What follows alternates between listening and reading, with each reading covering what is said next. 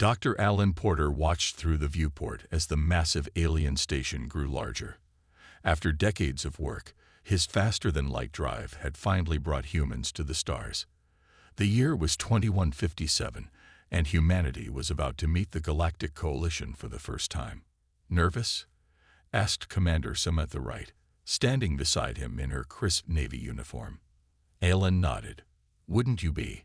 We're about to meet 17 different alien species." The U.S. horizon slowed as it approached the docking bay. This ship represented Earth's finest achievement, the first vessel capable of traveling beyond our solar system. Its crew included Earth's best scientists, diplomats, and military personnel. "Remember," said Ambassador Helen Davis, joining them at the viewport, "we're here to establish peaceful relations and gain membership in their coalition. This is a historic moment for Earth." The ship docked with a gentle bump. Alan felt sweat on his palms as the airlock prepared to open. He had led the team that developed the revolutionary propulsion system, but nothing in his training had prepared him for actual aliens. When the doors finally opened, Alan was surprised. The aliens waiting for them looked almost ordinary. Some had extra limbs or unusual skin colors, but they all stood upright and had recognizable faces with eyes and mouths. The tallest alien stepped forward, skin shimmering with a purple-blue hue. "I am Supreme Counselor Zex Terra," the alien said through a translation device. "Welcome to Nexus Station." Ambassador Davis stepped forward with a practiced smile. "On behalf of Earth and all humanity, we thank you for this welcome. We hope this marks the beginning of a productive relationship between our worlds." Zex Terra made a sound that the translator didn't catch. Several other aliens exchanged glances. "Yes," said Zex Terra finally. "Come, the council awaits." They followed the aliens through gleaming hallways filled with technology beyond human understanding. Creatures of all shapes and sizes moved about, some floating rather than walking. Alan noticed how they stared at the humans with what seemed like curiosity or amusement. The council chamber was a massive circular room with 17 elevated platforms arranged in a ring. Each platform held representatives from a different species.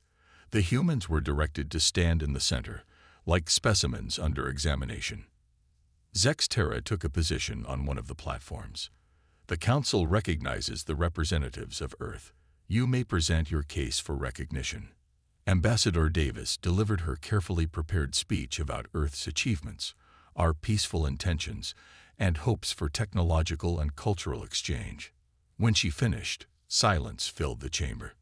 Then, a sound like chattering broke out among several council members. The translation devices struggled to keep up. "Primitive bipeds. Achieved FTL millennia behind schedule. Still fighting among themselves. Barely managed to avoid climate collapse." Samantha stiffened beside Alan. Her military training kept her face neutral, but he could sense her anger. Zex Terra raised a limb for silence. "Humans, your achievement in reaching us is notable. However, by our standards, your civilization is still in its infancy. Most species master faster than light, travel thousands of years before they reach your current development stage." Alan felt his chest tighten. This wasn't the welcome they expected. "We will grant Earth observer status in the coalition," Zex Terra continued. "You may maintain this outpost for diplomatic purposes. However, you will not be permitted to colonize new worlds, vote in coalition matters, or access advanced technology until you have proven your maturity." Ambassador Davis struggled to maintain her composure. "Supreme Counselor, we had hoped for a more equal partnership." "Equal?" interrupted another council member, this one with feathery skin. "Your species spent most of its history killing each other over resources and beliefs. You've barely existed as a unified planetary government for a century. Equality must be earned." As the meeting continued, Samantha noticed something odd. Despite their mockery, several council members were watching the humans with unusual intensity. One was taking readings with a small device. Another was making detailed notes about their physical appearances. "They're studying us," she whispered to Alan. "But why?" If we're so primitive, what could possibly interest them? Alan had no answer, but he felt the same unease. Behind the Coalition's dismissive attitude, something else was happening, something they weren't being told. As they were escorted back to their ship with limited permission to remain at the station, Alan couldn't shake the feeling that the mockery was hiding something deeper, something like fear. 3 years had passed since first contact. Earth existed in what the Coalition called protected isolation, but everyone knew it was really a quarantine. Alien ships patrolled the edges of the solar system, preventing human vessels from venturing too far. The Coalition claimed this was for humanity's own safety, but it felt more like a prison. Dr. Alan Porter stared at the data on his screen, rubbing his tired eyes. The Interstellar Research Institute occupied a converted office building in Washington, D.C. Despite its fancy name, it was just a place where humans tried to make sense of the scraps of knowledge the Coalition allowed them to have. Found anything interesting? Commander Samantha Wright entered his office, carrying 2 cups of coffee. She had been assigned as military liaison to the Institute after their return from Nexus Station. Maybe. Ellen pointed to his screen. Look at these medical scans the Coalition shared.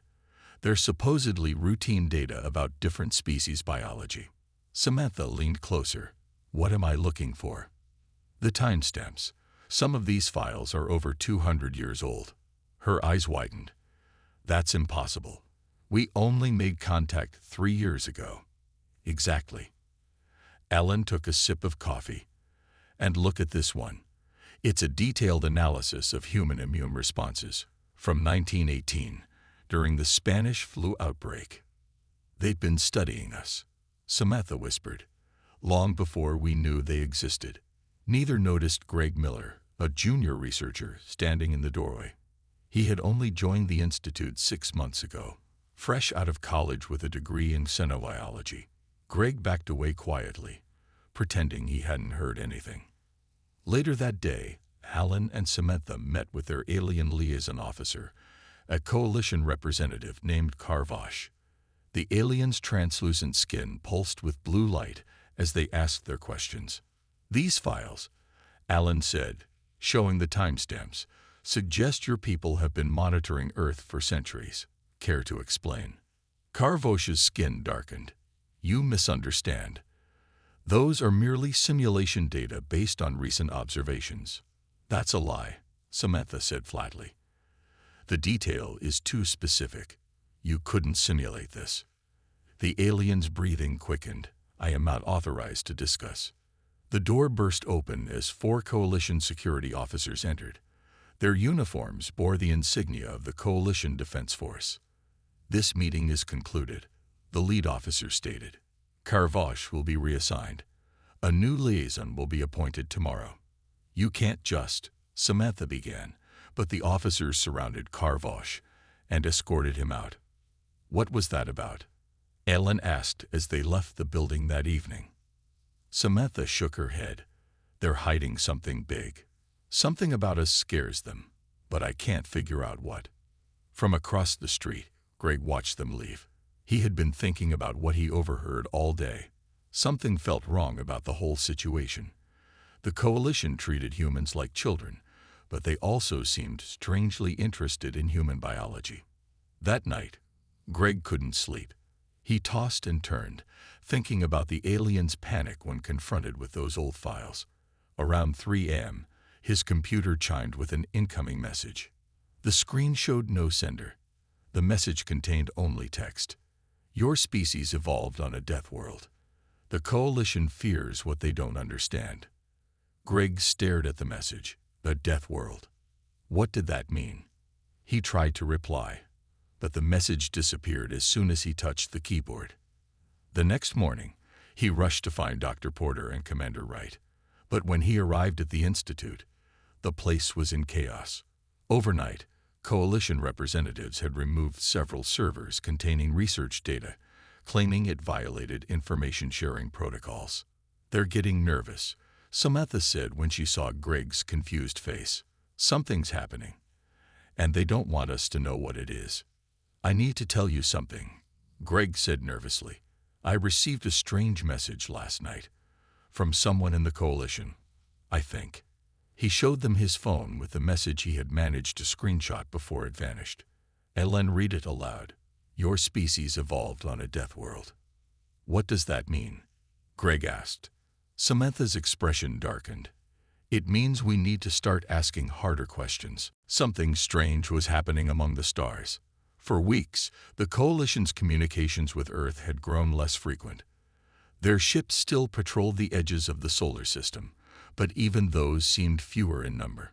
Dr. Alan Porter sat in a meeting room with Commander Samantha Wright, Greg Miller, and Dr. Olivia Carter, Earth's leading neurologist. They had gathered to discuss information smuggled to them by a sympathetic alien trader. The data is clear, Dr. Carter said, pointing to images on the screen.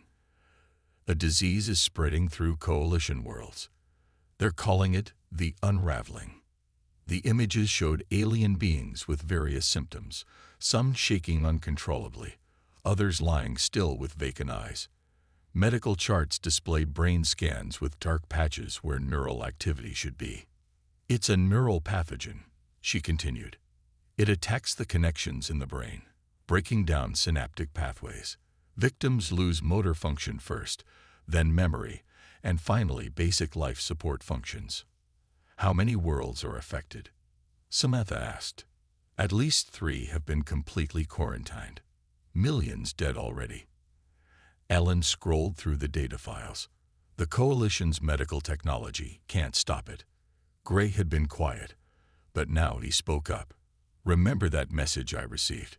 About Earth being a death world. Could there be a connection?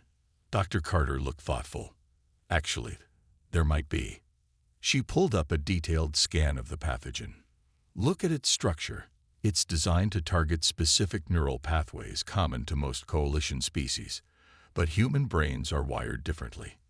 Are you saying we might be immune? Samantha leaned forward. Possibly. Our neural chemistry is fundamentally different from the Coalition species we studied.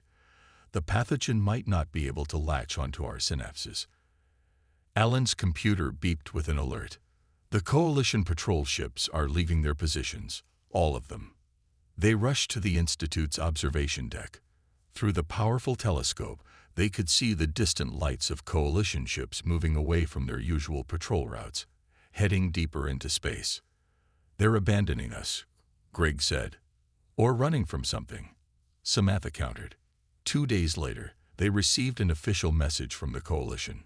A tired-looking Zex Terra appeared on screen, the once proud Supreme Counselor now showing signs of strain. People of Earth, the message began. The Galactic Coalition faces an unprecedented crisis. A neural pathogen of unknown origin has spread through our territories. Our medical science has failed to produce a cure or vaccine. Zex Terra paused, seeming to struggle with the next words. Initial data suggests humans may possess natural immunity to this pathogen due to your unique neural structure. We request your immediate assistance in researching this immunity. We are dispatching a medical vessel to your solar system with samples for study. The message ended abruptly. The room fell silent. So now they need us, Samantha said with a bitter laugh. This changes everything, Alan replied. They've been monitoring us for centuries, keeping us isolated. There must be a reason they think we're immune. Dr. Carter was already reviewing more data. It's our evolutionary history. Earth has more pathogens, parasites, and environmental toxins than most habitable worlds. Our brains evolved with stronger protection against external threats. Greg remembered his mysterious message, a death world. They called Earth a death world. A planet so dangerous it shouldn't produce intelligent life, Alan mused. But it did. It produced us. Before they could discuss further, another alert sounded. A Coalition ship had entered the solar system, but it wasn't the promised medical vessel. It was a warship, damaged and drifting. They're broadcasting a distress signal, Greg said, checking the communications array. Samantha was already moving toward the door. Get a team ready. We need to know what happened to that ship. It could be a trap, Alan warned. Or it could be our chance to finally get some real answers. Samantha looked back at them. The Coalition has been hiding the truth about us for centuries. Now they're desperate enough to ask for help. I want to know why. As they prepared a rescue mission, Dr. Carter continued analyzing the pathogen data. This isn't natural, she muttered to herself. Something engineered this, something that understands Coalition biology very well. Outside, the damaged Coalition ship drifted closer to Earth, bringing with it the first pieces of a puzzle that would change humanity's place in the universe forever. The U.S. horizon had been upgraded with reverse-engineered alien technology over the past 3 years. It wasn't supposed to leave Earth's orbit without Coalition permission, but no one cared about those rules anymore. The damaged Coalition warship needed help, and humans were going to provide it. Captain John Rivera stood on the bridge, watching as they approached the alien vessel. He had been chosen to command this mission due to his experience with deep space rescue operations back when humans only traveled within their own solar system. "Life signs?" he asked. "Faint readings from multiple species," replied the sensor officer. "They're alive, but many seem to be in medical stasis." Dr. Alan Porter, Commander Samantha Wright, Dr. Olivia Carter, and Greg Miller had all joined the rescue mission. They wore protective suits, though Dr. Carter believed humans were immune to the neural pathogen. "Better safe than sorry," she had said while helping everyone suit up. The horizon docked with the damaged Coalition ship. Emergency lights flickered in the alien corridors as the rescue team moved inside. "Look at these blast marks," Samantha pointed to the walls. They were attacked. They found the first survivors in the medical bay. Aliens of various species lay in stasis pods. Some showed symptoms of the unraveling, trembling limbs and vacant eyes. Others appeared physically unharmed but deeply afraid. One alien, a small being with 4 arms and scaled skin, approached them cautiously. "You are humans?" it asked through a translation device. "Yes," Alan replied. "We received your distress signal. We're here to help." The alien's eyes widened. "The immune ones. They said you might exist." "What happened to your ship?"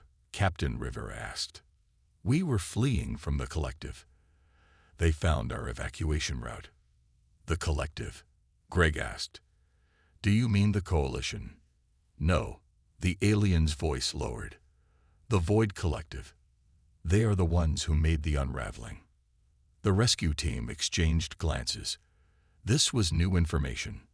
"Who are the Void Collective?" Samantha asked. More survivors gathered around them now. Another alien, taller with translucent skin, stepped forward. "A species we thought was myth. They exist partially in another dimension. We encountered them centuries ago, but believed them destroyed." The alien trembled. "Instead, they have been waiting, studying us, creating the perfect weapon." "Why attack now?" Alan asked. "Revenge and conquest." The alien's skin pulsed with weak light. "They cannot exist fully in our reality without hosts. The pathogen doesn't just kill. In some, it prepares the brain for occupation." Dr. Carter frowned behind her faceplate. "You mean they're using the disease to take over bodies?" "Yes. Not all victims die. Some become vessels." Captain Rivera ordered the crew to begin transferring survivors to the horizon. As they worked, Samantha pulled Alan and Greg aside. "Ask them about Earth," she whispered. "Why they quarantined us." Greg approached the tall alien who seemed to be a leader among the survivors. "Why did the Coalition isolate Earth? What were you afraid of?" The alien was silent for a moment. "Your planet is classified as a Category 5 death world." "What does that mean?" Alan asked. "Planets are categorized by survivability. Category 1 worlds are paradise, perfect conditions for life. Category 5 worlds should not produce intelligent species at all. Too dangerous. Too many diseases, predators, natural disasters, temperature extremes. And Earth is Category 5. Greg was surprised. The most extreme we had encountered. Your immune systems, Your neural pathways, your adaptive capabilities, they evolved under pressures no other intelligent species faced. The alien's voice grew quieter. The Coalition feared what you might become if given access to advanced technology. Species from gentle worlds. We believed Death World species would be naturally aggressive, dangerous. So you kept us isolated, Samantha said bitterly. Yes, but now, that same evolutionary history may be the galaxy's only hope. The alien touched a control panel, bringing up a star map. The Void Collective is spreading. Coalition worlds are falling. Our final outpost is here.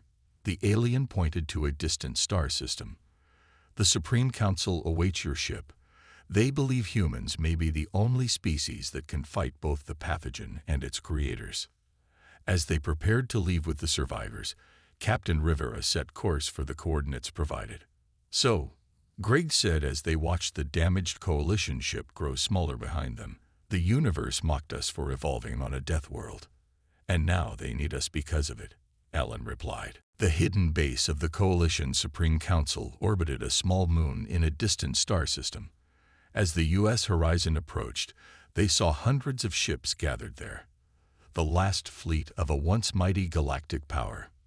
They'd really been hit hard, Captain Rivera said as they docked at the central station.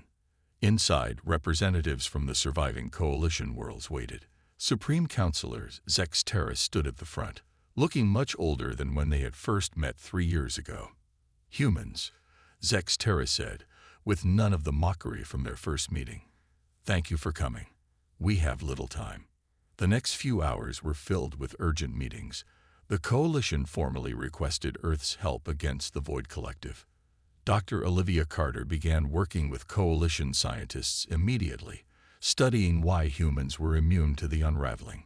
It's our neural structure, she explained later to her human colleagues. Our brains evolved with additional protection against pathogens. Earth has more parasites that attack the nervous system than other worlds. We developed resistance naturally. Meanwhile, Commander Samantha Wright met with Coalition military leaders. Their ships were advanced, but their tactics were poor. Most Coalition species had lived in peace for thousands of years. They had forgotten how to fight. Your combat experience is unusual, admitted a Coalition general. Most species abandon warfare as they advance. Humans retained those skills. Right now, those skills might save us all, Samantha replied, already planning defense strategies. Greg Miller worked in communications, analyzing Void Collective transmissions that had been intercepted. The patterns were strange, with parts that seemed to exist in frequencies beyond normal space. Dr. Alan Porter made the biggest breakthrough on the third day. Working with Coalition scientists, he discovered something about the pathogen. It has quantum properties, he explained to Zex Terra. The particles vibrate between dimensions. That's why your medical technology couldn't detect it properly. Can it be stopped? Zex Terra asked. Maybe. These quantum properties suggest a vulnerability to specific electromagnetic frequencies. Helen showed the results of his tests. The right frequency could disrupt both the pathogen and possibly the Void Collective's connection to our dimension. Zex Terra was quiet for a long moment. Dr. Porter, there is something you should know. The full truth. Elen waited. The Coalition knew about Earth for much longer than we admitted. Not just centuries, thousands of years. We observed your planet's evolution, the rise of your civilizations. We saw your wars, your struggles. And we feared you. Because we evolved on a death world, Alan said. Yes, but more than that. Your adaptability is unprecedented. Most species change slowly or die when faced with new challenges. Humans adapt rapidly. You survived ice ages, plagues, natural disasters. You turned deadly poisons into medicines. You harnessed dangerous energy sources. Zex Terra's voice grew softer. We believed any species from such a world would inevitably become a threat to galactic peace. So you kept us isolated, mocked us to keep us in our place. Yes, a decision I now deeply regret. Zex Terra bowed slightly. Pride and fear blinded us to potential allies. Later, as the humans gathered to share what they had learned, the station alarms sounded. A fleet of strange ships had appeared at the edge of the system, vessels that seemed to flicker in and out of reality. "The Void Collective," Captain Rivera said grimly. They found the base. Coalition ships moved to defensive positions, but several immediately reported crew members showing symptoms of the unraveling. The pathogen could spread even through space. "We need to test my frequency theory now," Alan said urgently. "I think we can disrupt their dimensional shifting." "We'll need to get close to their main ship," Dr. Carter added. "The effect will be strongest at the source." Commander Wright quickly formulated a plan. "We'll use the Horizon. It's smaller, faster, and has an all-human crew immune to the pathogen." As they rushed to prepare, Gray intercepted a troubling transmission. "Some coalition members have been communicating with the Void Collective," he told Samantha. "They're trying to negotiate separate peace deals." "Who would betray their own people?" she asked. "Those who are afraid," Gray replied. "Fear makes people do terrible things." Outside, the battle was beginning. The final stand against an enemy that existed between worlds. Operation Thunderstrike began as chaos erupted around the Coalition base. The U.S. Horizon prepared for its mission, while Void Collective ships engaged the Coalition fleet. Strange energy pulses shot from the enemy vessels, causing Coalition crew members to collapse as the neural pathogen spread through their ships.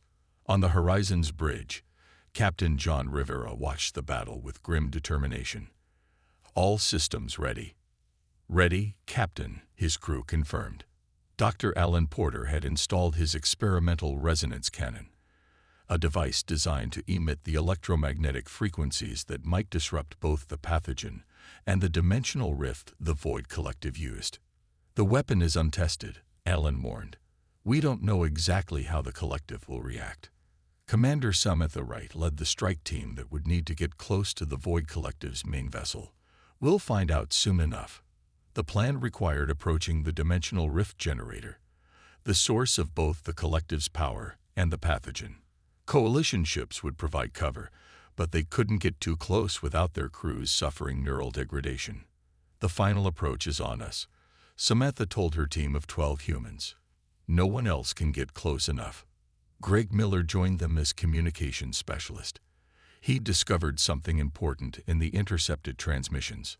"Some Coalition Council members have been communicating with the Void Collective for months," he explained as they prepared. "They thought they could negotiate protection for their own worlds by helping the Collective target others." "Traitors," Samantha said in disgust. "Scared people making bad choices," Greg corrected. "Fear does that." The Horizon broke away from the main fleet, accelerating toward the heart of the enemy formation. Coalition ships provided cover fire, drawing attention away from the human vessel. "Enemy ships at 2 o'clock," called the radar operator. "Evasive maneuvers," Captain Rivera ordered. The ship shook as enemy fires struck their shields. Dr. Olivia Carter worked furiously in the science lab, analyzing readings from the enemy ships. "The dimensional signatures are getting stronger," she reported over the comm. "We're getting close to their generator." As they approached the center of the enemy fleet, they saw it, a massive ship unlike the others. It seemed to flicker in and out of reality, parts of it visible only as distortions in space. "That's it," Alan said. "The rift generator must be inside." Coalition ships couldn't follow them this close. The Horizon was on its own now. "Prepare boarding teams," Samantha ordered. "We need to get the resonance cannon inside that ship." They managed to dock with the enemy vessel by using a damaged section where the shields were weakest. Samantha led her strike team inside, with Alan carrying components of the resonance cannon. The interior of the Void Collective ship was nightmarish. Corridors shifted and changed as parts phased between dimensions. Strange creatures moved through the halls. Some looked like they had once been Coalition species, now horribly changed. "Stay focused," Samantha told her team. "We need to reach the central chamber." They fought their way deeper into the ship. The Void Collective creatures were strong, but moved strangely, as if not fully adapted to this dimension. Human combat training proved effective against them. When they finally reached the central chamber, they found it more heavily defended than expected.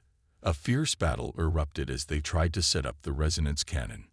"We need 10 minutes to calibrate it," Alan shouted over the sounds of fighting. "You'll get 5, Samantha replied, leading the defense. Back on the horizon, Dr. Carter analyzed readings from the enemy ship. She made a startling discovery. "The resonance frequency needs adjustment," she radioed to Alan. "The collective exists partially outside normal spacetime. You need to target specific quantum harmonics or it won't work." "Send the new calculations," Alan replied, working frantically to recalibrate the device. The strike team was taking heavy casualties.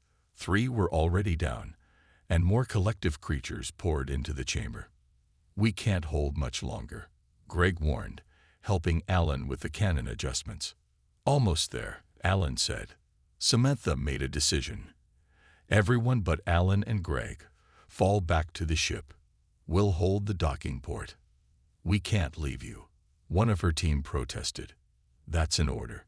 This cannon has to work, or nothing matters." As most of the team retreated, Samantha stood her ground, fighting to give Alan the time he needed. The fate of not just humanity, but all Coalition species, depended on the next few minutes.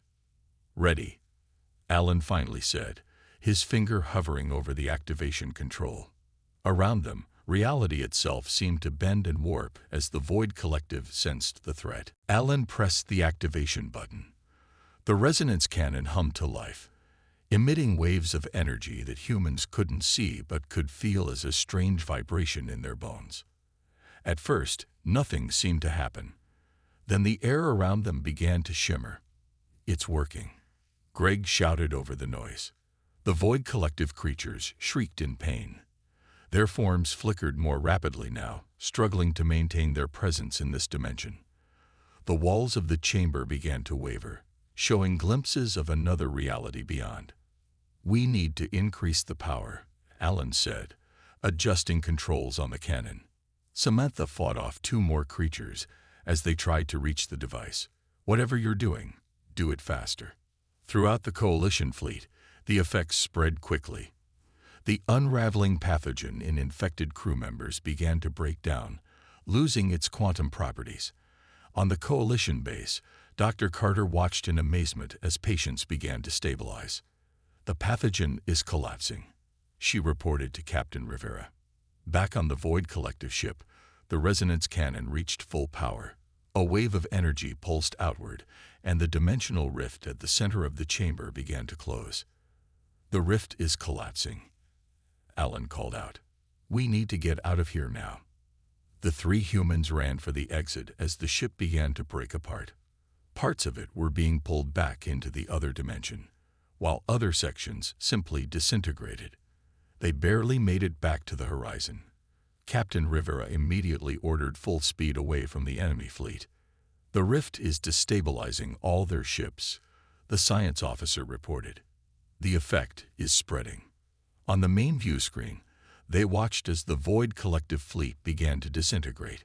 Ships flickered in and out of existence before disappearing completely.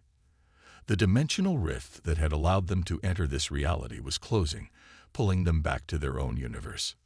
The battle was over. The Void Collective was gone.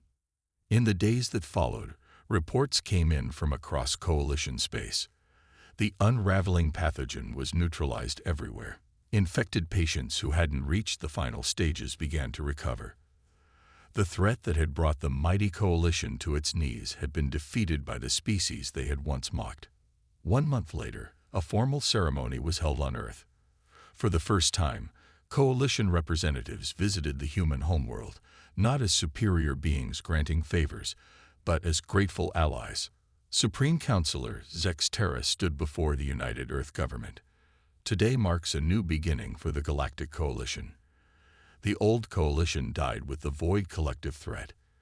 Today, we establish a new alliance, one where Earth stands as an equal founding member." The Galactic Coalition was reorganized with humans playing a central role. Dr. Porter and Dr. Carter established the interspecies medical exchange, researching how Earth's evolutionary history might help protect other species from future threats. Our greatest strength came from what they saw as our greatest weakness. Dr. Carter told a class of mixed human and alien medical students, "The harsh conditions of Earth forced us to adapt and evolve in ways that ultimately saved the galaxy." Commander Wright became the first human appointed to the Coalition Defense Council. Her experience with warfare, once considered primitive by the peaceful Coalition species, was now recognized as valuable knowledge. Greg Miller led efforts to reform the Coalition's information-sharing policies. "Secrets and fear nearly destroyed us all," he said at the opening of the new Galactic Archives. "Open knowledge is our best defense against future threats." Captain Rivera was given command of the newly commissioned Earth fleet, tasked with exploring regions of space previously deemed too dangerous. Human adaptability made them uniquely suited for venturing into the unknown. At the ceremony's conclusion, Supreme Counselor Zex Terra addressed the gathered representatives of 17 species, including humanity.